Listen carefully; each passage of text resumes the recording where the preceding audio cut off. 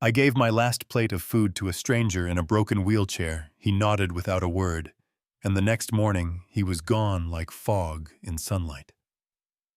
Then a brown envelope landed on my cart with 6 words inside: Sapphire Hotel 4. Don't tell anyone. If it were you, what would you have done? Tossed it to keep your life quiet, or walked into a building that was never built with you in mind? My name is Eugene. I sell street food on a cracked sidewalk under a tired old tree, rice and beans and yams that taste like a kitchen light left on for you, the kind of food that holds you together when rent is late and the lights flicker for no reason. I live 3 blocks away behind a shuttered laundromat, one room, a hot plate that sings like it has secrets, cold water in a bucket. And if you've ever stirred a pot at dawn trying to make too little become just enough, you know the smell I'm talking about. Every morning I push my cart to the same corner, line up dented bowls, wipe the counter with a rag. I washed by hand, whisper a quick prayer over the rusted screws that keep my roof from rattling into the street, then I wait for the city to remember it's hungry. He started appearing around 1 o'clock, like a shadow set to a clock. An old white man in a beat-up wheelchair that squeaked every time he shifted, clothes frayed to threads, shoes without laces, eyes pointed down like he was apologizing for existing. He never begged, never reached for my tip jar, never told a story for sympathy. He just sat near the gutter where the shade was kindest and tried to be smaller than he already was. The first day I brought him a bowl, I didn't say a speech. I set it on a plastic stool next to his wheel, so he didn't have to reach far. And he gave me this small nod, not a thank you, more like an agreement to keep his dignity intact. That was our deal, quiet for quiet. People noticed, because in Southridge everything is visible except the things that hurt to see. A woman buying plantains wondered out loud why a white man would be out here like that. A delivery guy snorted and said, "Drugs."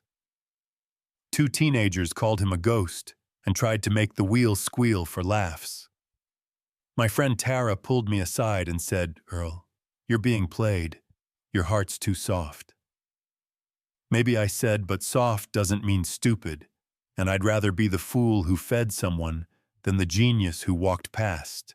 You know what I mean.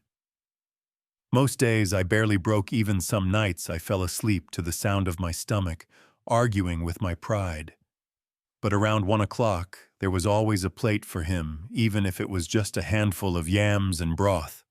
That was our rhythm, simple as breath. One afternoon, the sun pressed down like a hand on the back of my neck. My pots were almost empty, and I had exactly 1 plate left: rice with beans and a small piece of meat that looked like mercy. I hadn't eaten all day. My hands hesitated, my stomach growled loud enough to make the spoons rattle. Then my eyes found him the way the wind made his fingers shake, and I carried the plate over like it weighed more than it did. "This is all I have today," I said. "I'll find something else later." He lifted those gray-blue eyes, paused his spoon like a question, then nodded once and ate slow, each bite careful like it had a price. People stared. A man wrinkled his nose. A woman across the street laughed under her breath. And I stayed on the curb watching cars pretend not to look at us. It felt like I had chosen who I was and stamped it into the day. Then the street shifted. A black sedan rolled up too clean for our side of town. Tinted windows flashing sunlight chrome so shiny it made you blink. A man in a gray suit stepped out, late 50s, maybe silver hair combed like time never messed with him, shoes polished enough to embarrass the pavement.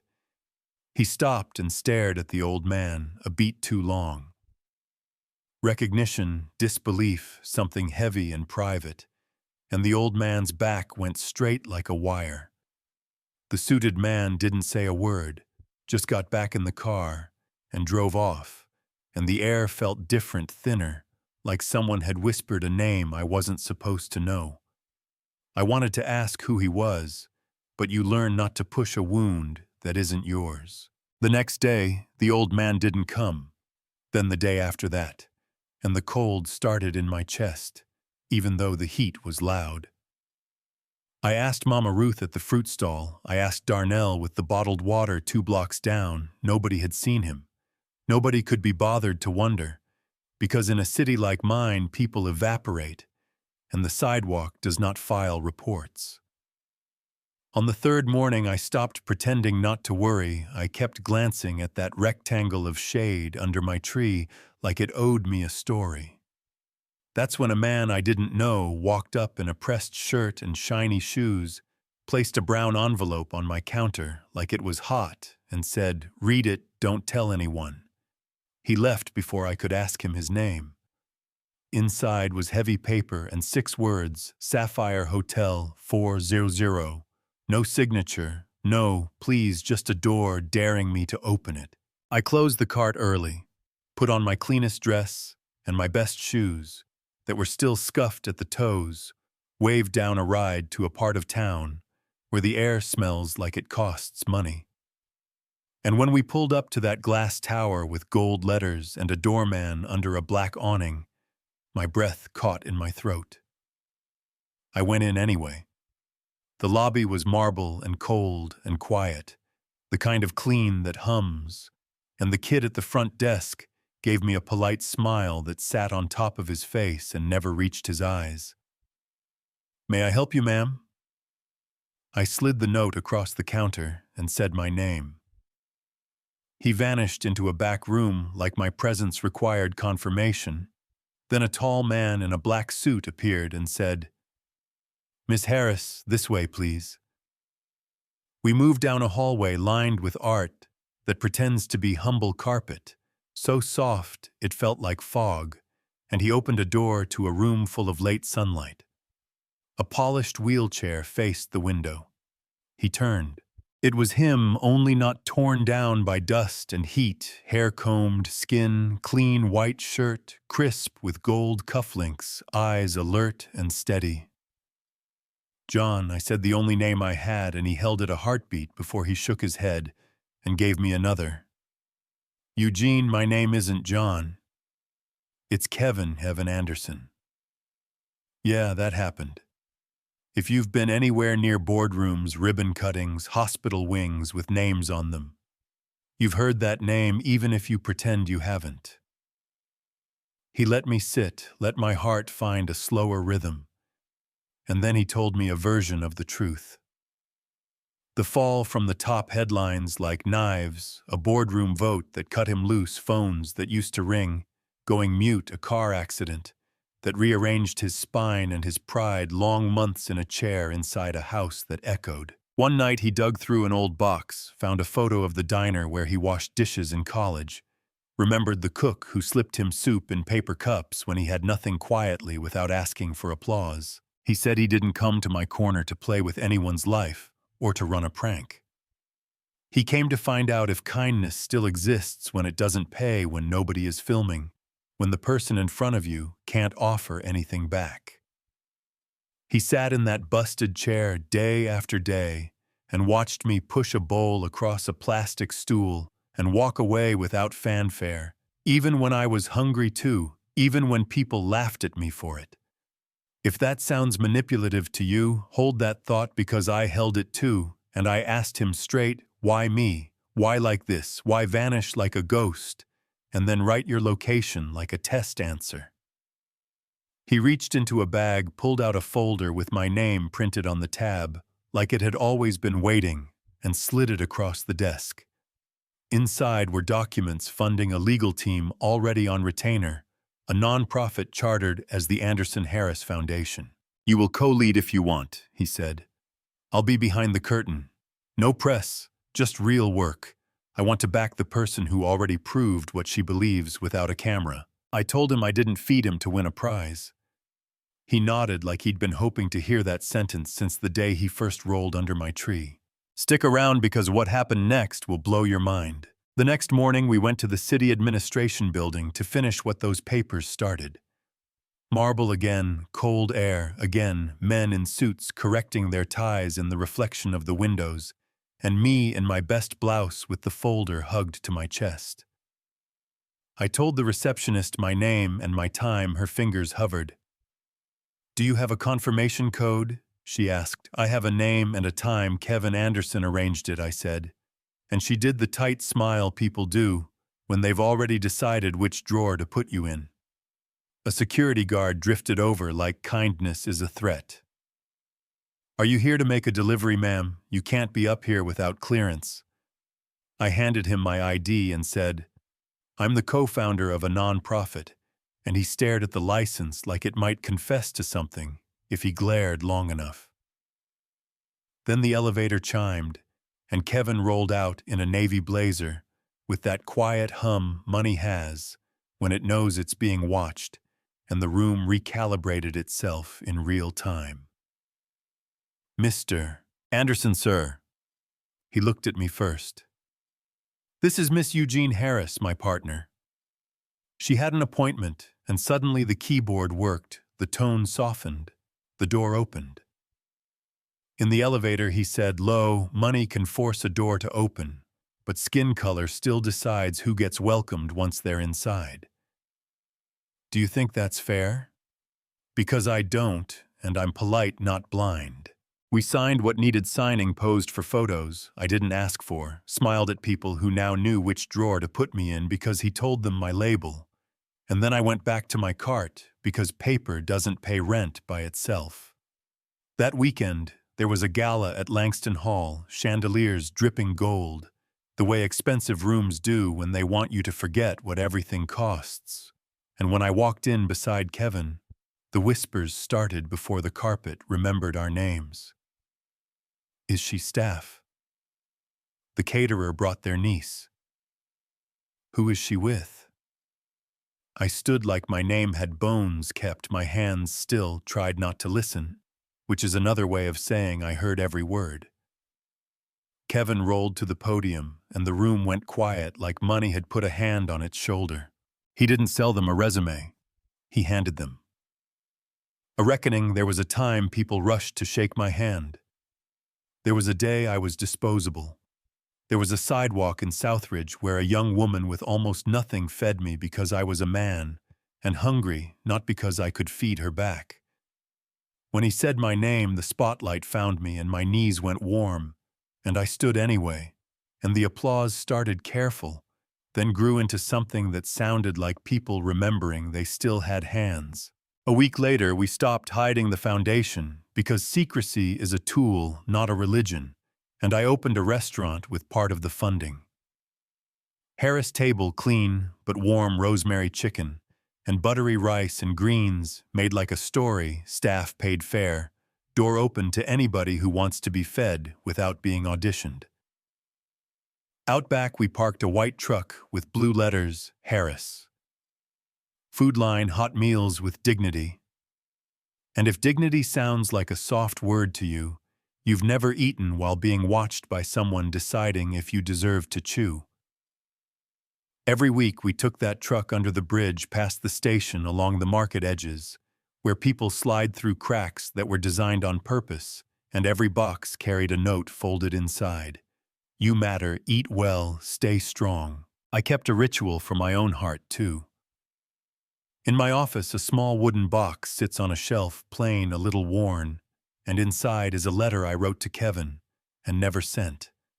I thanked him not for the zeros on the check, but for recognizing the woman at the cart without asking her to dress up her story, for choosing partnership over performance, for rolling through rooms that make people like me shrink, and keeping his eyes on mine. Some nights after close, I unlock the box, touch the paper, sit in the quiet, until the noise of the day settles back into the tables. One Saturday, I drove the food truck to the corner where he used to sit when he was still John to me. The weeds in the lot were taller than the kids, pigeons strutted. Like they paid rent, the sidewalk had that tired look. Blocks get when city money takes the long way around. A boy watched me from the edge of a crumbling wall, maybe 9, hoodie 2 sizes too big. Sneakers with the soles peeling like bark, face the kind of dirty you don't fix with one shower. He didn't beg, didn't wave, just watched me like a stray dog, decides whether an open hand is a trick. I didn't move toward him right away. I lifted a container from the stack, not the top one because people can tell when they're getting what's left. The one I packed myself with extra rice and an extra piece of cornbread and greens, the way my grandmother made. I set it on the curb and stepped back. "It's warm," I said, "and it's yours." His eyes never left mine, while his hand reached slow, like the food might run. He clutched the box to his chest, and I pulled out a pair of thick wool socks tied with a ribbon for later when it gets cold. He hesitated, then took them, our fingers brushed, and something behind his eyes shifted, not trust, not yet, just less fear. He took a bite of cornbread and asked in a small voice, "Are you coming back?" I paused because the question wasn't about hunger. It never is. And I said, "Maybe not to this exact corner, but maybe one day you'll do this for someone else." He didn't answer. He just held on to the box and the socks like proof that the world wasn't entirely against him. Now let me ask you the thing that still keeps me honest. Was Kevin wrong to sit in my neighborhood wearing a life he could take off while I wore one people read at a glance? Was it fair to watch me from a busted chair and wait to see if I'd do the right thing without an audience? Does the intention clean the method, or does the method stain the gift? If it were you, what would you have done? Said no to the folder to make a point, or said yes to make a bigger one? I carry that knot with me, not as poison, as a reminder. My kindness didn't need his money to be real, and his money didn't make me kind. It gave my kindness a longer reach, that's all. So this is my practice. I feed people without a camera until turning one on will help more people get fed. I say names at desks until someone looks up. I hire from the neighborhood and pay on time. I hand donors aprons before I hand them microphones, and I ask my staff to greet every person the same way because dignity costs nothing and pays back interest every day. Some days it feels like buckets against a flood, other days like we built a bridge one plate at a time and both kinds count. Sometimes Kevin rolls up early, orders coffee. We sit under the awning, watching the morning wake the block, and he says, "I used to collect distractions," and I say I used to collect doubt, and we let the quiet do work applause can't touch. You thought the twist was that a beggar turned out to be a billionaire. And sure, that's one kind of twist, the headline kind. But the real turn is smaller and harder to sell.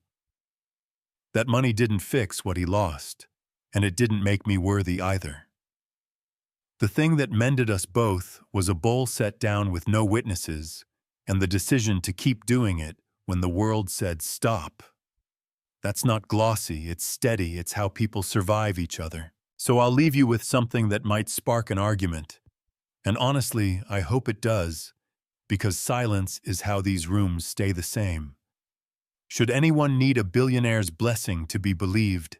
Should a woman like me need a man's microphone to be heard in a lobby? I already have the right to stand in. Should help be quiet to be pure, or loud to be funded? Do you think that's fair? Tell me what you would have done with that envelope, walked into the hotel, or thrown it away to protect your peace. Tell me if you think his test was wrong, or if the result made it worth it. And if someone once handed you your first meal when you had nothing, say their name so we can thank them right here. Stick around, because I've got more real stories from these blocks hit. Like So This lands in the hands that need it today. Subscribe. If you want to walk with me again tomorrow, and drop your story or your disagreement below, because we don't fix rooms by staying quiet. We fix them by telling the truth with our whole chest and listening back. Yeah, that happened, and we're just getting started.